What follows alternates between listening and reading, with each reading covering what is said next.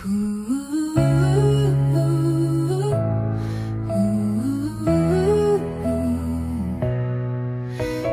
kungs sacīja uz Abramu: izej no savas zemes, no savas cilts un no sava tēva nama uz zemi, kuru es tev rādīšu, un es tevi darīšu par lielu tautu. Es tevi svētīšu un darīšu lielu tavu vārdu, un tu būsi par svētību. Es svētīšu tos, kas tevi svētī, un nolādēšu tos, kas tevi nolād, un tevī būs svētītas visas zemes ciltis. Un Ābrams izgāja kā tas kungs, to viņam bija sacījis, un līdz ar viņu izgāja Lots. Bet Ābrams,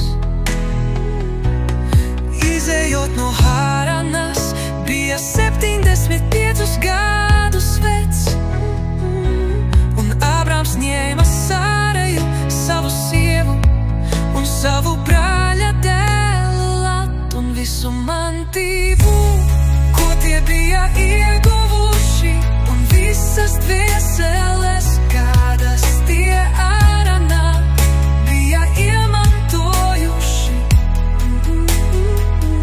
Tie izgāja, lai dotos uz Kanānas zemi, un tie nogāja uz Kanānas zemi. Un Ābrams pārsteigāja šo zemi līdz pat vietai, vārdā Sihema līdz Mamres ozolam, bet tolaik tai zemē dzīvoja kanānieši. Un tas kungs parādījās Ābramam un sacīja: taviem bērns no džojiem es došu šo zemi.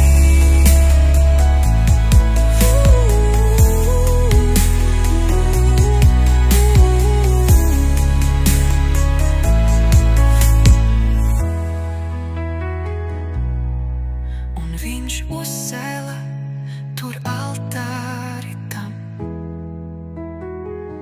kungam, kas viņam bija parādījies.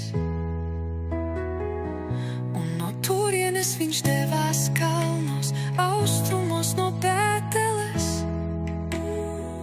un nostiprināja savas teltis, tā kā Bētele bija rietumos un Aja austrumos, un viņš uzcēla tur altāri tam kungam, un piesauca tā kunga vārdu.